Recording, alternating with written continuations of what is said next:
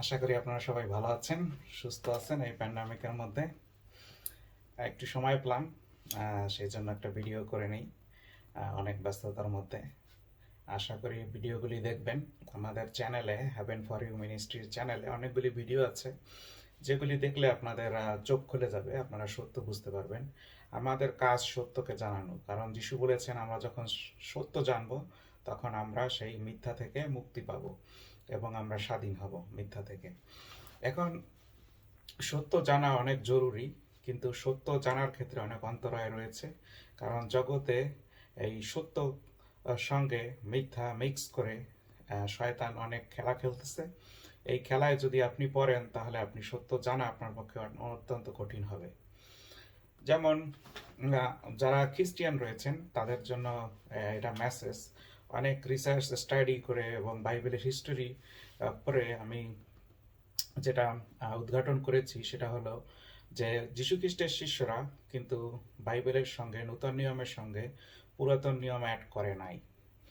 যীশুখ্রিস্টের শিষ্যরা, যীশুখ্রিস্টের 4টা গোস্পেল রয়েছে আমরা জানি, মথি, মার্ক, লুক এবং যোহন।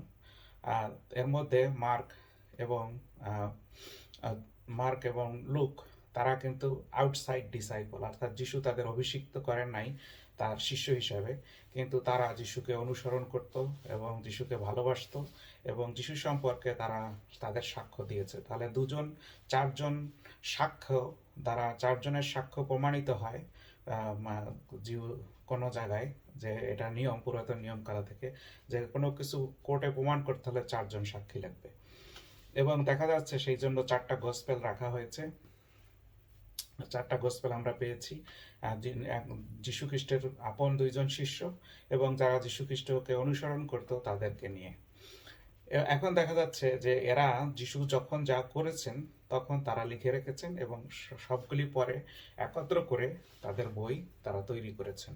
নোট করে করে পরে একত্র করে নোট তারা বাইবেল লিখেছে। কোন সময় এটা লেখা হয়েছে ও অনেকে বলবে ও 46 সালে, অনেকে 36 সালে, অনেকে 54 সালে। না, যীশু খ্রিস্ট যখন যে কাজ করেছে তারা তখনই তা নোট আকারে লিপিবদ্ধ করে লিখেছে এবং সেগুলি সংগ্রহ করে এক জায়গায় নিয়ে আসার একটা সময় আছে। সেইটা পাবলিশ করা হয়েছে, যেহেতু কিছু যিশুর মৃত্যুর পরে তারা অনেক পার্সিকিউটেড হয়েছে, পুনরুত্থানের পরে, সরকারোহণের পরেও তারা পার্সিকিউটেড হয়েছে, চার্চ গঠন করার পরেও তারা পার্সিকিউটেড হয়েছে যিশুর নাম বহন করতে গিয়ে।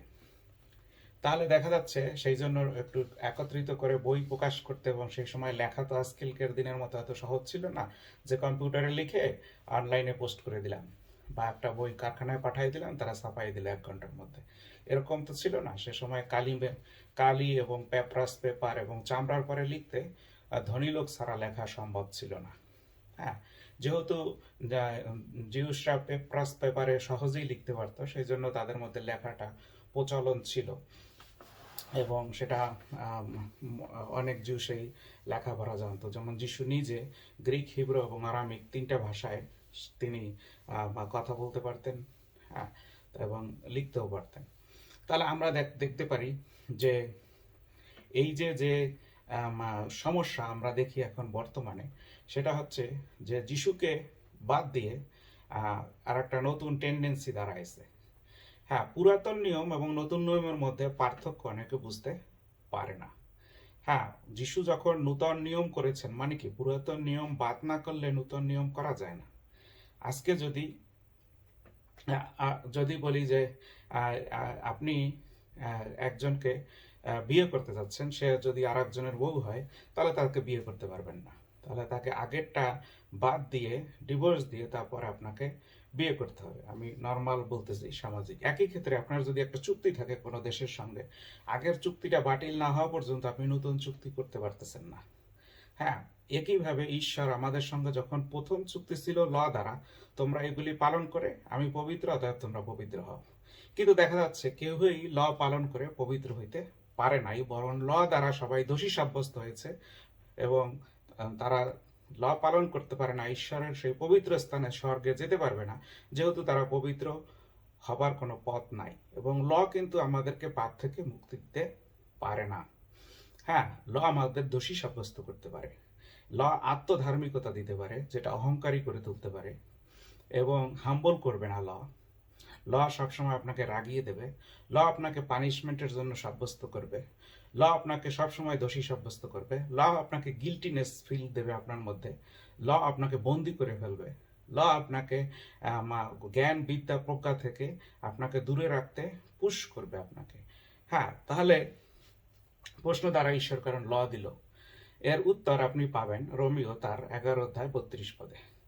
ঈশ্বর ল দিয়ে সবাইকে অবাধ্যতার কাছে রুদ্ধ করছে যেন তিনি সকলের প্রতি দয়া করতে পারেন। খ্রিস্টের মধ্যে দিয়ে তিনি সেই দয়া করছেন যাতে ল পালন করে আমরা কেউ ধার্মিক হইতে পারি না, কারণ আমরা ফলেন মানুষ। হ্যাঁ, আদমের সেই আদি পাপ আমাদের মধ্যে রয়েছে এবং সেই পাপে আমাদের জন্ম হয়েছে। দাউদের মতো লোক বলছে, যিনি ছিলেন রাজা, যিনি ছিলেন প্রফেট এবং যিনি ছিলেন একজন প্রিস্ট, তিনি বলছে আমাদের পাপে জন্ম হয়েছে এবং তিনি নিজে অনেক পাপ করেছেন এবং পাপের জন্য অনুতপ্ত হয়েছেন। ঈশ্বর তাকে ক্ষমা করছে, সেটা হলাম পরের কথা। কিন্তু আমরা দেখি যে সব বলা আছে, তাহলে পূর্বে যারা দাউদ যখন পাপ করছে তার পাপের ক্ষমা কিভাবে হলো? হ্যাঁ, তার পাপের ক্ষমা কিভাবে হলো? দাউদ কিন্তু কোনো যখন সে উরিয়র স্ত্রী বৎশেবার সঙ্গে ব্যভিচার করছে তখন তার পাপের কিন্তু শাস্তি হয়েছে। হ্যাঁ, সে অনুতপ্ত হয়েছে, মানে প্রচুর পরিমাণে অনুতপ্ত হয়েছে, উপবাস থাকছে এবং যে পর্যন্ত প্রভু বলছে ক্ষমা করলাম সে পর্যন্ত সে মানে উপর হয়ে উপবাস সহকারে কোনো কিছু খায়ও নাই এবং পুরো অনুতপ্ত ছিল। আপনি আপনার পাপের জন্য ওইরকম অনুতপ্ত হবেন? হন না। এখন তারপরও সে তার সেই বাচ্চাটা মারা গেছে এবং তারপরে তার পাপ কিভাবে ক্ষমা হলো? তার পাপ পোস্ট পেইডে ক্ষমা হয়েছে, অর্থাৎ যিশু যে ভবিষ্যতে রক্ত দিবে সেই অনুসারে পুরাতন নিয়মে যারা প্রফেট ছিল তাদেরকে সেই যিশুর পোস্ট পেইড, অর্থাৎ এখন যখন আমরা ফোনে এখন কথা বলি বিলটা পরে আসে, পরে বিলটা দিয়ে দেয়, আপনার বাসায় বিল চলে আসে। ঠিক একইভাবে যারা পুরাতন নিয়মে ছিল, যারা 24 জন প্রাচীনের কথা আমরা বলতে পারি, পুরাতন নিয়মের ভাববাদী প্রাচীনরা 24 জন প্রাচীন, তারা স্বর্গে তারা পরম দেশে গিয়েছিল এবং যিশু যখন দৈহিকভাবে মৃত্যুবরণ করেন তখন তিনি স্বর্গে যান। স্বর্গে নাই, সরি, স্বর্গে না, প্যারাডাইসে যান। আমরা অনেক সময় এটা ভুল করে বলে ফেলি, আমিও বললাম। তিনি প্যারাডাইসে যান। প্যারাডাইস একটা আলাদা জিনিস, এটা কিন্তু স্বর্গ না। প্যারাডাইজে কিন্তু এই সমস্ত লোকেরা ঘুমাচ্ছিল, 24 জন প্রাচীন। যিশু গিয়ে তাদেরকে জাগিয়ে বললেন, তোমাদেরকে যে পাওনা ছিল পোস্ট পেইড, সেটা আমি পে করে দিয়েছি রক্ত দ্বারা আমার। এই সুসমাচার যিশু তাদেরকে দিয়েছেন। এটা পিটার তার প্রথম পত্রে উল্লেখ করেছেন 2 অধ্যায়ে। এবার আমরা আসি যে এই 24 জন প্রাচীন কিন্তু যীশু খ্রিস্টের 24 জন হবে না। আমরা যদি হনকরে ধরি, তারপরে এলিওরে ধরি আর মসি, তাহলে বাকি থাকে 21 জন। হ্যাঁ, এই 21 জন কিন্তু যীশু খ্রিস্ট পুনরুত্থানের আগে তারা পুনরুত্থিত হয়ে গেছে এবং তারা স্বর্গে গিয়ে যীশু খ্রিস্টকে স্বাগতম জানানোর জন্য 24 জন প্রাচীন তখন রেডি ছিল। হ্যাঁ, তাহলে 24 জন প্রাচীন কারা? 21 জনের নাম আমরা জানি না, আমরা ধারণা করতে পারি কারা, কিন্তু 3 জন স্পষ্ট। হনক আগে স্বর্গে গেছে, এলিও এবং মসি, এই 3 জন। তাহলে 24 জন প্রাচীন, বাকি 21 জন যীশু খ্রিস্টের পুনরুত্থানের আগে তারা পুনরুত্থিত হয়েছে এবং পরে যীশু খ্রিস্ট পুনরুত্থিত হয়েছেন। আপনি ভালো করে গসপেলগুলি পড়লে আপনি বুঝতে পারবেন। তাহলে আমরা দেখলাম পুরাতন নিয়মের যারা স্বর্গে যাবে তাদেরকে কিভাবে স্বর্গে নেওয়া হচ্ছে, পোস্ট পেইড, অর্থাৎ তাদের পাপ ক্ষমা করে দেওয়া হয়েছে কিন্তু বিলটা যিশু পরে দিয়ে দিছে। এখন আমাদের প্রিপেইড, এখন আমাদের আগেই পে করে দিছে যিশু, এখন আমরা সেটা ইউজ করতে পারতেছি তার রক্তটা। তাহলে এখন আমরা ইউজ করতে পারতেছি তার রক্তর দ্বারা সমস্ত কিছু ফ্রিডম। এখন এই পুরাতন নিয়মের লোকেরা কিন্তু যারা যিশুকে ভালোবাসছে তারা কিন্তু আইন পালন করে স্বর্গে যাইতে পারে নাই। সেই জন্য মসি এবং প্রত্যেক মেজর ভাববাদী তারা যীশু খ্রিস্টের সময় দেখার জন্য অপেক্ষা করতেছিল যে কবে আমাদের এই পোস্ট পেইড পাপের ক্ষমা হবে, কবে প্রভু আসবে, প্রভুর দিন আসবে। যীশু খ্রিস্টের আগমনকে বলা হয়েছে ডেইজ অফ দ্য লর্ড, অর্থাৎ প্রভুর দিন কবে আসবে। তাহলে এই পুরাতন নিয়মের লোকেরাও কিন্তু যীশু খ্রিস্টের মধ্যে তারা স্বর্গে যাচ্ছে, তারা প্রফেট হইতে পারে কিন্তু তারা পাপ করছে এবং তারা যীশু খ্রিস্টের রক্তর গুণেই তারা স্বর্গে যাচ্ছে। এখন যীশু খ্রিস্টের শিষ্যরা কিন্তু পুরাতন নিয়ম যখন ইউজ করছে দেখবেন তারা কিন্তু যীশু খ্রিস্টের সম্পর্কে রেফারেন্সগুলি টেনে পুরাতন নিয়ম ইউজ করছে। কিন্তু বর্তমান পাস্টররা, প্রচারকরা, তারা পুরাতন নিয়মের গল্প করে আবার যীশু খ্রিস্টকে পুরাতন নিয়মে ডাইভার্ট করে আইন কানুনের মধ্যে আপনাকে ঢুকিয়ে দিচ্ছে এবং আপনার মাথা নষ্ট করে দিচ্ছে। আপনি যীশু খ্রিস্টের মধ্যে দিয়ে ধার্মিকতা লাভ করবেন, না আইন কানুন করে ধার্মিকতা লাভ করবেন? হ্যাঁ, আইন আদমের সময় কি আইন ছিল? আদমের সময় কোনো আইন ছিল না, একটাই আইন ছিল, তুমি এই কাজটার ফল খাবে না। হ্যাঁ, কিন্তু আমরা দেখি যে কইন যখন হেবলকে মারছে তখন তার পাপ হয়েছে, কিন্তু সেখানে লেখা ছিল না। হ্যাঁ, এখন মানুষ কি, আমরা জানি পাপ কি, খারাপ কাজ কি, আমরা সবাই জানি। এটা হিন্দু মুসলমান সবাই জানে, যারা বাইবেল না পড়ে তারাও জানে এগুলি খারাপ কাজ। এটা আমাদের অন্তরেই আমরা জানি, ঠিক আছে, এটা সবাই জানতো। ওই হেবল কইন হেবল তারাও জানতো, আদমও জানতো। হ্যাঁ, ঠিক আছে, এটা সবাই আমরা জানি, কারণ আমাদের বিবেক রয়েছে। বিবেক ইউজ করলে আমরা বুঝতে পারি, মানবিক বিবেক যে, আমরা বলি হিউম্যানিটি বা বিবেক, কোনটা ভালো কোনটা মন্দ আমরা সবাই জানি। কিন্তু তারপরও মানুষ হিসাবে আমরা সেটা ভালোটা পালন করতে পারি না বা করতে পারি না, স্বার্থের কারণে, তারপরে বিভিন্ন আত্মহংকারের কারণে। হ্যাঁ, এবং এইগুলি পাপ, সেই জন্য আত্মহংকার, স্বার্থপরতা, এগুলি পাপ। এখন দেখা যাচ্ছে যে পুরাতন নিয়মের সঙ্গে নূতন নিয়মের যে দ্বন্দ্ব, অনেকে বুঝতে পারে না। পুরাতন নিয়ম যদি আপনি পালন করতে চান, তাহলে আপনি যীশু খ্রিস্টকে গ্রহণ করতে পারবেন না। হ্যাঁ, এটাই হচ্ছে গিয়ে আসল চাবিকাঠি। যেটা বলতেছিলাম যে যীশু খ্রিস্টের শিষ্যরা বা বাইবেলে দেখবেন যীশু খ্রিস্টের সম্পর্কে যে সমস্ত রেফারেন্স, অর্থাৎ খ্রিস্টকে উপস্থাপন করতে, গসপেলটাকে উপস্থাপন করতে, খ্রিস্ট হচ্ছে গসপেল, খ্রিস্টকে উপস্থাপন করতে যে সমস্ত তথ্য পুরাতন নিয়ম থেকে দরকার ছিল, ভাববাদীরা যেগুলি বলেছে সেইগুলি শুধু তারা নিয়ে আসছে, অন্য কোনো গল্প বলে নাই। হ্যাঁ, কিন্তু আজকের দিনের খ্রিস্টিয়ান চার্চের প্রচারকরা দেখবেন পুরাতন নিয়মের হাজারো কাহিনী এই না, হ্যাঁ, আপনাকে মানে মানে ব্রেন ওয়াশ করতে চাচ্ছে, কারণ কিন্তু গসপেলটা আপনার সামনে উপস্থাপন করতেছে না। হ্যাঁ, এবং এটা কিন্তু চার্চের প্রচারকদের একটা ভ্রান্ত নীতি, পাস্টরদের একটা ভ্রান্ত নীতি।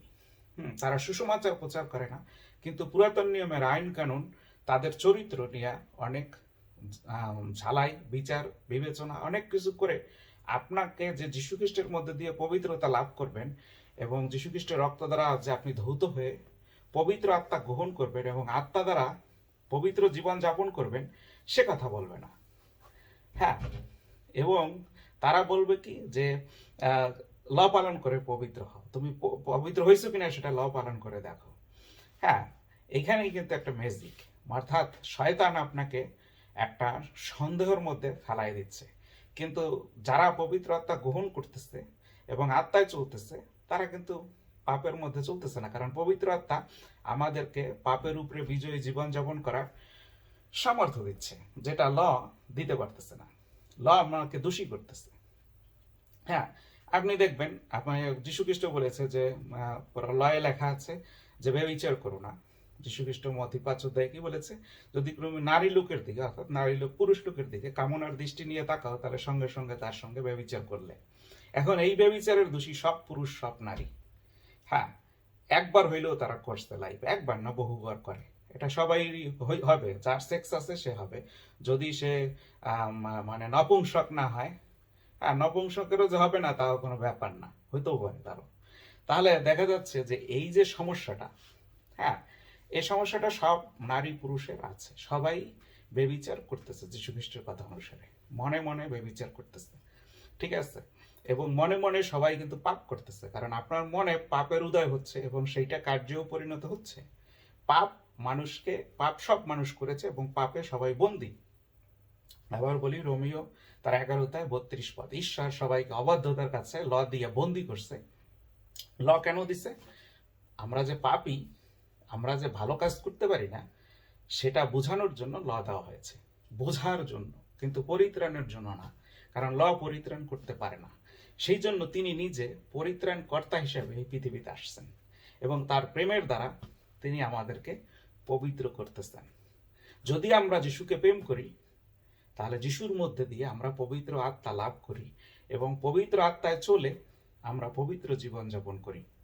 পবিত্র আত্মায় চলে পবিত্র জীবনযাপন করি। এখন এই জীবনে অনেক কিছু হয়। হ্যাঁ, আপনি আপনার লাইফ আমি বিচার করতে পারি না, আপনি আমার লাইফ বিচার করতে পারেন না, কারণ এই জগতে মানুষের সঙ্গে চলতে চলতে অনেক কিছু হয়ে যায়। পবিত্র আত্মা আমাকে যেভাবে লিড দিচ্ছে সেভাবে আমি চলবো, আপনাকে যেভাবে লিড দিচ্ছে আপনি চলবেন। আপনি কি খাবেন, কি পরবেন, কাকে বিবাহ করবেন, কি করবেন না না করবেন, সেটা পবিত্র আত্মা আপনার সঙ্গে ডিল করবে। এটা আমি জাজ করতে যাব না, আপনিও আমারে জাজ করতে যাবেন না। আমরা কি করব? আমরা করব কি, যিশুকে, যাতে আমরা সবাইকে উৎসাহ দেব যে যিশু খ্রিস্টের মধ্যে দিয়ে সবাই যেন পাপ থেকে মুক্ত হয়, ধৌত হয় তার রক্ত দ্বারা, এবং পবিত্র আত্মা গ্রহণ করে সেই পবিত্র আত্মা দ্বারা যেন সবাই পবিত্র জীবন যাপন করে। এটাই আমাদের একে অন্যকে উৎসাহ দিতে হবে এবং সে বিষয়ে প্রচার করতে হবে, বলতে হবে। সেটা হচ্ছে সুসমাচার প্রচারক। এখন আপনি লর প্রচারক না সুসমাচার প্রচারক, সেটা আপনাকে বুঝতে হবে। সাধু পৌল কিন্তু লয়ের প্রচারক ছিল না, সুসমাচার প্রচারক ছিল। সেই জন্যই ঈশ্বর তাকে মহাপরাক্রমে ব্যবহার করেছেন। এবং মুসলিমরা ভয় পায় যে সাধু পৌল কি ছিল তার মধ্যে, যে তরোয়াল ছাড়া, একটা লোক হত্যা করা ছাড়া সমস্ত ইউরোপ দখল করছে, কিন্তু তারা লক্ষ লক্ষ মিলিয়ন মিলিয়ন লোক হত্যা করে, যুদ্ধ করেও, হ্যাঁ, কনস্টান্টাইন বাদে, মডার্ন তুর্কি বাদে, আর স্পেনে তারা গেছিল কিন্তু রক্ষা করতে পারে নাই, কোনো ইউরোপের কোনো দেশ তারা দখল করতে পারে নাই। হ্যাঁ, এই জন্য তাদের পলকে তারা অনেক গালিগালাজ করে দেখবেন, কিন্তু পল এটা করেছে কিভাবে? পবিত্র আত্মার সহযোগিতায়। পবিত্র আত্মা চলে এবং সুসমাচার প্রচার করতে। পল রোমীয়দের পত্রে কি বলছে? যে সুসমাচারের মধ্যে সেই শক্তি রয়েছে যা মানুষকে পরিবর্তন করতে পারে, লয়ের মধ্যে নাই, টাকা পয়সার মধ্যে নাই। এবং পুরাতন নিয়মে সেই কথা বলছে, কি বলছে? যে টাকা পয়সা দ্বারা না, শক্তি দ্বারা না, প্রতাপ দ্বারা না, কোনো কিছু দ্বারা না, শুধু তার আত্মা দ্বারা।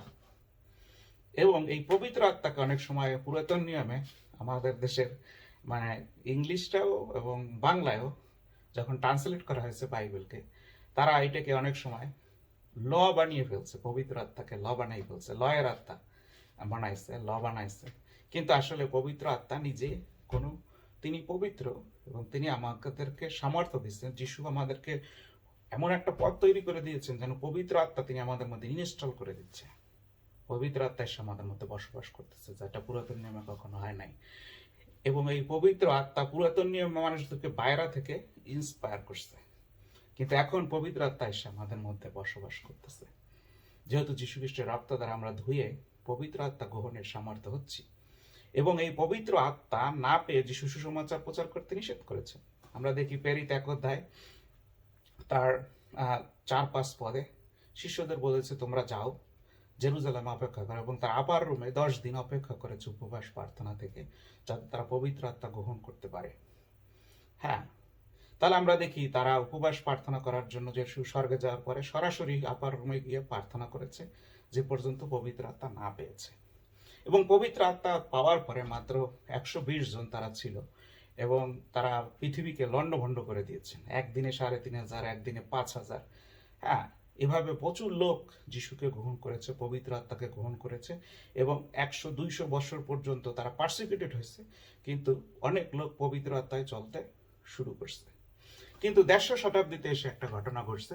সেটা হচ্ছে কি, যে একজন জিউস ধর্মীয় ব্যক্তি এবং ভালো খ্রিস্টিয়ান, সে অনেক ধনী লোক ছিল, সে একটা অফার করছে যে পুরাতন নিয়ম তো জিউসরা যদি নষ্ট করে ফেলায়, তাহলে যে নতুন নিয়মে যে রেফারেন্সগুলি পেরিতেরা টেনেছে বা গসপেল লেখকরা টেনেছে, সেগুলি কি আমরা কোথায় খুঁজে পাবো? তাদেরকে বলবে এগুলি তোমরা মিথ্যা বলছো, এগুলি তো নাই আমাদের কাছে, বা জিউসরা যদি এগুলি চেঞ্জ করে ফেলে, তখন আমরা কি করব? আমাদের নিজেদেরই সংরক্ষণ করা দরকার, তাদের কাছ থেকে এনে আমাদের নিজস্বই লিখে সংরক্ষণ করা দরকার, এবং বাইবেলের সঙ্গে অ্যাড করা দরকার, যাতে আমাদের ভবিষ্যৎ বংশ আমাদের এই পুরাতন নিয়ম, যিশু কেন আসছে, ল দ্বারা মানুষ কিভাবে বন্দী হয়েছে এবং যিশুর মধ্যে দিয়ে কিভাবে পরিত্রাণ পেয়েছে, সেটা যেন সবাই বুঝতে পারে, এবং সেভাবে তারা নিজেদেরকে প্রস্তুত করে পবিত্র আত্মা দ্বারা, যাতে তারা জীবনযাপন করতে পারে।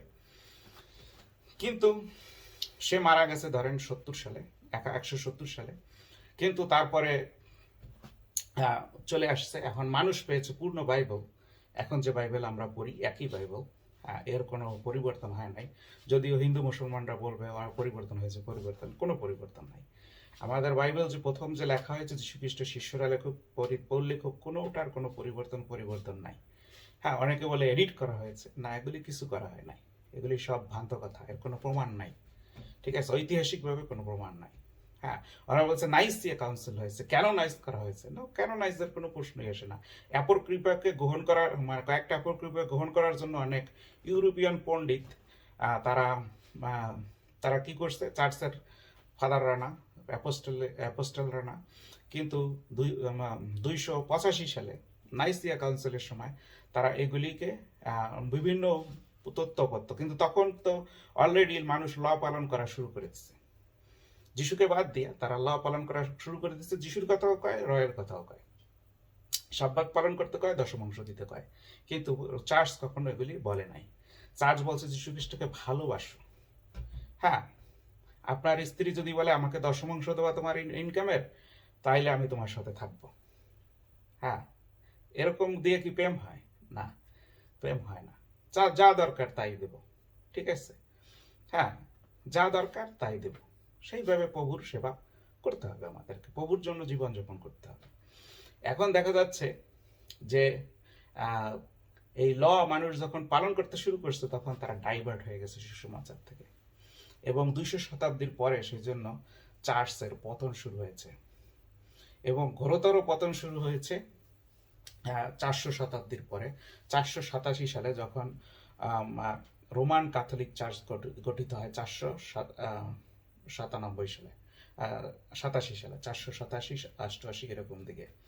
হ্যাঁ, এর আগে পোপ কয়েকজন রোমান ইম্পারারকে হত্যা করছে, যাতে রোমানদের উপরে কর্তৃত্ব করতে পারে।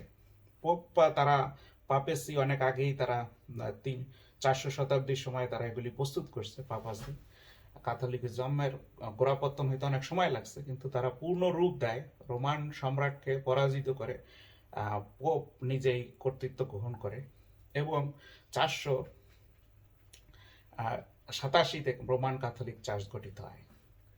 ইউনিভার্সাল ক্যাথলিক চার্চ না, রোমান ক্যাথলিক যেটা বর্তমানে আছে। ইউনিভার্সাল ক্যাথলিক চার্চও কিছু কিছু চার্চকে নিয়ে তৈরি হয়েছিল, সব চার্চ না। এবং এই যে চার্চের হিস্ট্রি, এটা যদি আপনি সঠিকভাবে না জানেন, এখন দেখবেন এক একটা চার্চ তাদের মন গড়া হিস্ট্রি লিখছে, যেটা নিউট্রাল না। হ্যাঁ, তাদের মিথ্যা কথা লিখেছে সেখানে। হ্যাঁ, তাহলে দেখা যাচ্ছে যে আসল হিস্ট্রি আপনাকে উদ্ঘাটন করতে হবে, এবং এটা জানার জন্য আপনাকে যথেষ্ট পড়াশোনা করতে হবে, রিসার্চ করতে হবে, যেটা আমি করেছি দেখেই আপনাদেরকে বলতে পারতেছি এত সহজভাবে। তাহলে দেখা যাচ্ছে এই যে চার্চের পতন, তারা ল শিখিয়েছে, তারপরে চার্চের সাক্রামেন্ট শিক্ষা দিচ্ছে, অর্থাৎ চার্চের যে ডকট্রিন তারা তৈরি করেছে নিজস্বভাবে, যেটা বাইবেল থেকে না। হ্যাঁ, তারা তৈরি করে বলছে এইগুলি পালন করলেই তোমরা স্বর্গে যাবা। যেমন মুসলমানরা বলে এই এই 5টা পিলার তুমি যদি ফলো করো ইসলামের, তাহলে বেহেস্তে যাবা। হিন্দুরা বলে গঙ্গা স্নান করলে বেহেস্তে যাওয়া, পূজা দিলে বেহেস্তে যাওয়া।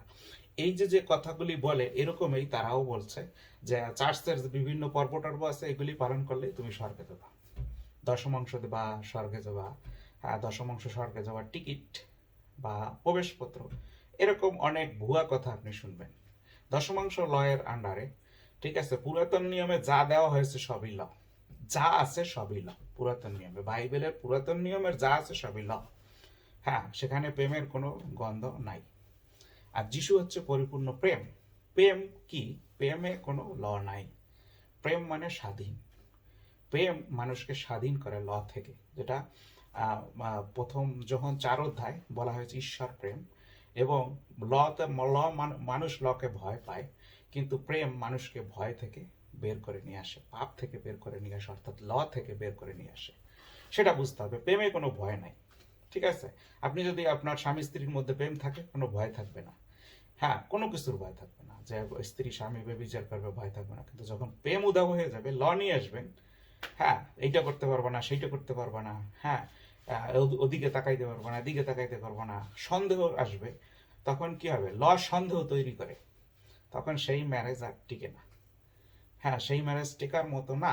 সে যেই করুক, স্বামী ডিস্টার্ব করুক আর স্ত্রী ডিস্টার্ব করুক, সেই ম্যারেজ টিকে না। এবং এটাই স্বাভাবিক। হ্যাঁ, আমাদের বাস্তববাদী হতে হবে, এটাই স্বাভাবিক।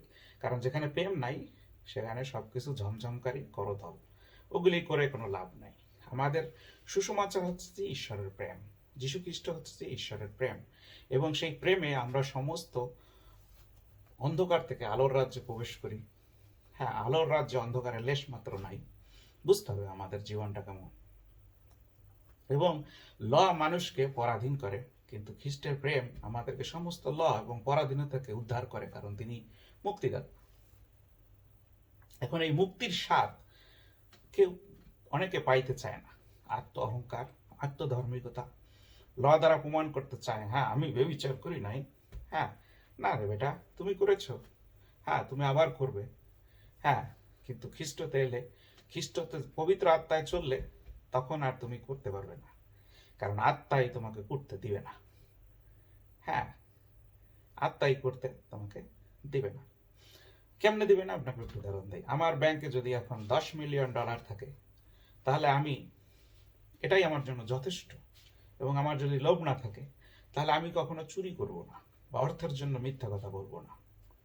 কিন্তু আপনার যদি টাকা না থাকে, খাবার না থাকে, আপনি চুরি করেও খাবেন। এটাই নিয়ম, ক্ষুধার জ্বালা আপনাকে মেটাইতে হবে। হ্যাঁ, তারপরে আপনার যদি স্ত্রীতে, আপনি স্বামী স্ত্রীর সম্পর্কে যদি আপনি সন্তুষ্ট না থাকেন, তাহলে কি হবে? আপনি উল্টাপাল্টা কাজ করবেন। ঠিকই একইভাবে আপনি যদি পবিত্র আত্মায় পরিপূর্ণ না হন, তাহলে আপনি কি করবেন? উল্টাপাল্টা করবেন, পাপ করবেন। হ্যাঁ, সেই জন্য বাইবেল কি বলে, নূতন নিয়ম কি বলে আমাদেরকে? পবিত্র আত্মায় পরিপূর্ণ হতে, যাতে আত্মা দ্বারা আমরা জীবনযাপন করি। রোমিও তার 8 অধ্যায় 9 পদে বলছে, খ্রিস্টের আত্মা অর্থাৎ পবিত্র আত্মা যার নেই সে খ্রিস্টের নয়। হ্যাঁ, এবং 14 পদে বলছে, যত লোক খ্রিস্টের আত্মা দ্বারা পরিচালিত হয়, পবিত্র আত্মা দ্বারা পরিচালিত হয়, তারাই ঈশ্বরের সন্তান। তাহলে ঈশ্বর তার আত্মা দ্বারা তিনি আমাদের তার সন্তান করতেছেন, এবং তাহলে তার আত্মা দ্বারাই আমাদের চলতে হবে ঈশ্বরের সন্তান হিসেবে। এবং এটাই যখন আমরা না করি, তখনই আমরা কি করি? আত্মধার্মিকতার চেষ্টা করি, ল পালন করি। আরো ভ্রান্তমণ্ডলীর অভাব নাই, এগুলি আপনাদেরকে ল পালন করতে শিক্ষা দেবে। যিশুর কথা হয়তো বলবে, কিন্তু যিশু সেখানে মানে মোক্ষম না। যিশু যে পরিত্রাণ কর্তা সেটা না। কারণ যিশুর কাছে আপনি আসলে, আপনি পবিত্র আত্মায় চললে, লর কোনো দাম নাই সেখানে। কারণ ল বলবে, এই তুমি চুরি করো না, ল বলতেছে। আরে চুরি, আমি তো পবিত্র আত্মায় চলতেছি, চুরির কথা আমার মাথায় তো আসে না, মনেই তো আসে না, চুরি করবো কিভাবে? ল বলছে মিথ্যা সাক্ষ্য দিব না। আরে পবিত্র আত্মায় আমি চলতেছি, মিথ্যা সাক্ষ্য আমি দেবো কিভাবে? হ্যাঁ, পবিত্র আত্মাই আমার থেকে চালাচ্ছে, আমি মিথ্যা কথা বলবো কিভাবে? বলা সম্ভব? আমার দ্বারা সম্ভব না। হ্যাঁ, এই যে যে ল বলছে এইটা করো না, ওইটা করো না। হ্যাঁ, আপনার লার্নিং অনেক প্রশ্ন তোলে, যেমন 10 আজ্ঞা দিছে, তারপরে তিনি কি বলছেন? ঈশ্বরই বলছে 10 আজ্ঞা দিছে, হত্যা কর, নর হত্যা করিও না।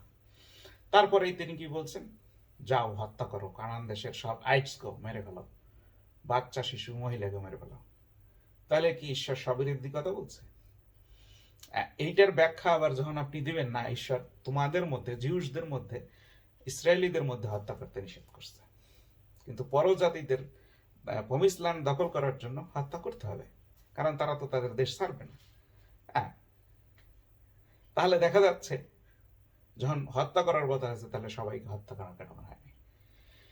এই যে যে বিষয়গুলি, কিন্তু পবিত্র আত্মাতে চললে আপনি বুঝতে পারবেন, হ্যাঁ, যে কিভাবে পবিত্র আত্মায় চলতে হবে, এবং পবিত্র ঈশ্বরের জন্য কোনটা করতে হবে না করবে, আত্মা আপনাকে বলে দেবে, আত্মাই আপনাকে লিড দেবে।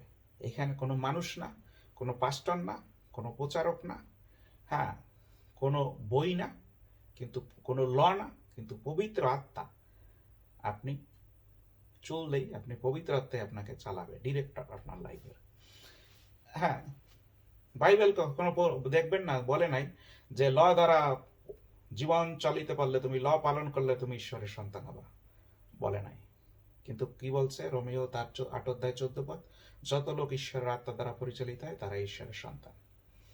এখন আপনি যদি ল পালন করতে চান, পুরাতন নিয়মের কোনো কিছু যদি আপনি পালন করতে চান, হ্যাঁ, কোনো কিছু পুরাতন নিয়মের পালন করতে চান, হ্যাঁ, যীশুখ্রিস্ট সম্পর্কিত কোনো কথা ছাড়া যদি কোনো কিছু পালন করতে চান, তাহলে আপনি খ্রিস্টের প্রেম হইতে বিচ্ছিন্ন হইয়া পড়িয়া রহিয়াছেন। আপনি গালাতীয় তার 5 অধ্যায় 4-5 পড়বেন। এটা আপনার জন্য সিল।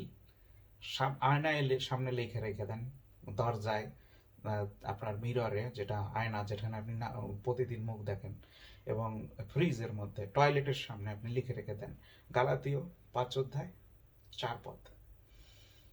এখন তোমরা যাহারা ব্যবস্থা পালন করে ধার্মিক হবার জন্য চেষ্টা করতেছ, তোমরা খ্রিস্টের প্রেম হইতে সম্পূর্ণরূপে বিচ্ছিন্ন হয়ে পড়িয়াছ। আপনি কি খ্রিস্টের প্রেম দরকার? তাহলে খ্রিস্টের কাছে আসেন। খ্রিস্ট 100% মুক্তিদাতা। খ্রিস্টের কাছে খ্রিস্টই আপনাকে সমস্ত কিছু থেকে পরিত্রাণ করতে পারে, পবিত্র আত্মা দিতে পারে এবং আত্মায় আপনাকে চালাতে পারে, যা অন্য কিছু দ্বারা সম্ভব না। হ্যাঁ, অন্য কিছু দ্বারা সম্ভব না। হ্যাঁ, আপনি দেখবেন যে আপনি যদি প্রভুতে না থাকেন, তাহলে প্রভুর পথে আপনি চলতে পারবেন না।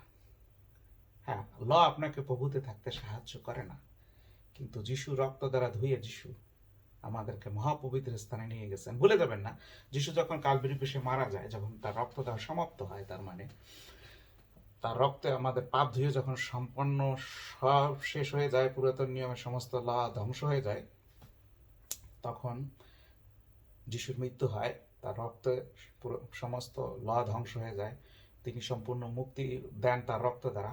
তখন কি হয়? জেরুজালেম মন্দিরের সেই পবিত্র স্থান আর মহাপবিত্র স্থানের মধ্যে যে পর্দা ছিল, পুরো ভারী পর্দা, সেটা চিরে 2 ভাগ হয়ে যায়। তার মানে কি, আমরা যীশুখ্রিস্টের রক্ত দ্বারা একেবারে মহাপবিত্র স্থানে প্রবেশ করছি। মহাযাজক যেখানে বছরে একবার যেতে পারত, এখন আমরা সেখানে চিরকাল থাকার অধিকার লাভ করেছি যীশুখ্রিস্টের রক্তে। এবং এখন পবিত্র আত্মা এসে আমাদের দেহে বাস করতেছে, আমাদের মধ্যে বাস করতেছে। আমরা সেই অ্যারোন হয়েছি, আমরা সেই মহাপবিত্র স্থান হয়েছি, যেখানে ঈশ্বর এসে আমাদের মধ্যে বাস করতেছেন। কোনো মন্দিরে নয়, হস্ত দ্বারা, মানুষের হস্ত দ্বারা নির্মিত কোনো মন্দিরও নয়, কিন্তু ঈশ্বরের হস্ত দ্বারা নির্মিত এই যে দেহ মন্দির, এইখানে এসে তিনি বাস করতেছেন। এবং এখান থেকেই যে মহাজাতকের সঙ্গে বছরে একবার যে কথা বলতেন, এখন এখান থেকেই আমাদের মধ্যে প্রতিদিন কথা বলতেছেন, বিভিন্ন শিক্ষা দিচ্ছেন, বিভিন্নভাবে আমাদেরকে এবিলিটি দিচ্ছে, যাতে আমরা সুন্দর এবং পবিত্র জীবনযাপন করতে পারি। এবং এই শিক্ষাটাই চার্চে দেওয়া হয় না। এইটা উদ্ঘাটন করতে অনেক প্রার্থনা করতে হচ্ছে, অনেক উপবাস করতে হচ্ছে, অনেক স্টাডি করতে হয়েছে একাডেমিক্যালি ভাবে। হ্যাঁ, এতে অনেক টাকা পয়সা আমার খরচ করতে হয়েছে, যার লোন এখন আমি টানতেছি। হ্যাঁ, তাহলে বুঝতে হবে যে আমি সবচেয়ে বেশি মনে হয় খরচ করছি over the ceiling. American government $2 লক্ষ স্টুডেন্ট লোন দেয়। আমি সেখানে 2,06,000 স্টুডেন্ট লোন নিয়ে পড়াশোনা করেছি। $2,06,000, 2,06,000 লোন নিয়ে আমি পড়াশোনা করেছি। হ্যাঁ, এটা ইন্টারেস্ট ফ্রি না, 6% ইন্টারেস্ট দিতে হয়, বুঝতে হবে। তাহলে দেখা যাচ্ছে যে এই যে পড়াশোনা, দিন রাত্র 24 ঘন্টা খেটেছি যেন আপনাদের কাছে সত্যটা উপস্থাপন করতে পারি সুন্দরভাবে, একাডেমিক্যালি রিসার্চ করে। হ্যাঁ, যেখানে ভুলের সংখ্যা নাই বললেই চলে, কারণ প্রচণ্ড রিসার্চ করে এগুলি করতে হয়।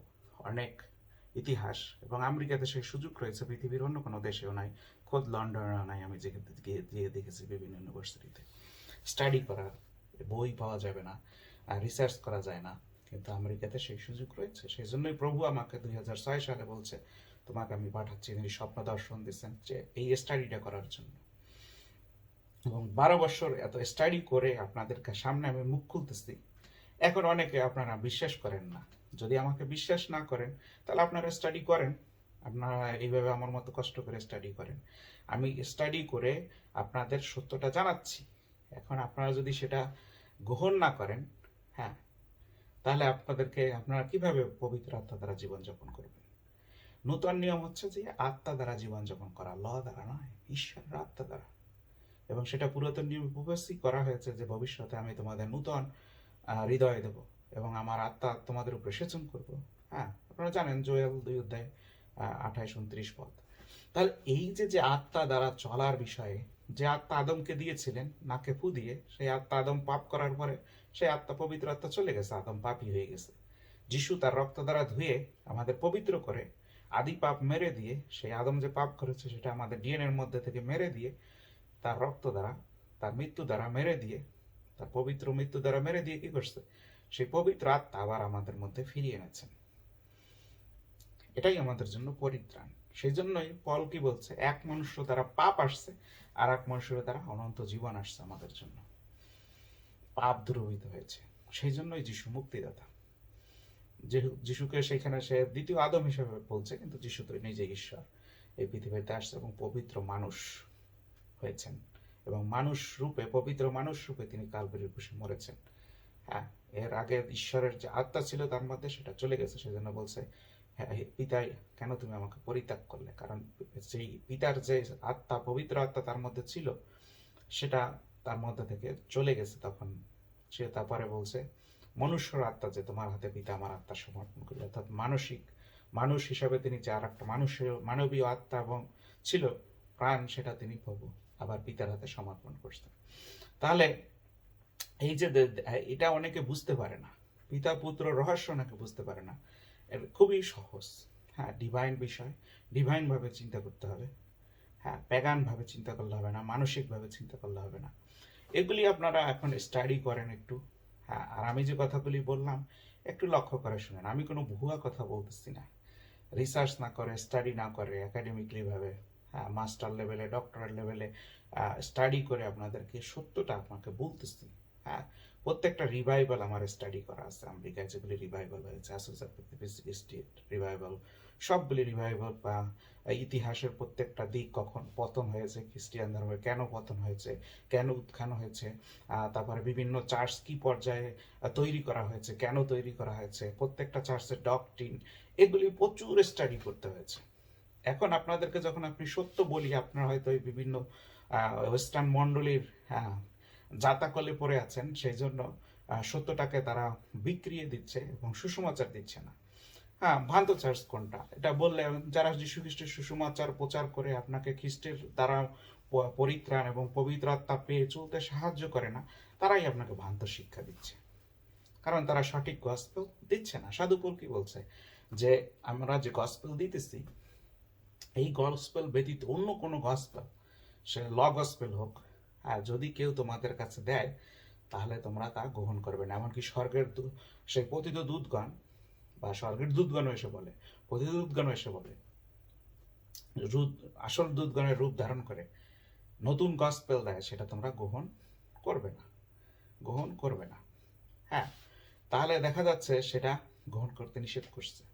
তাহলে এখন আমরা কোন গসপেল চার্চের মধ্যে প্রচারিত হয়?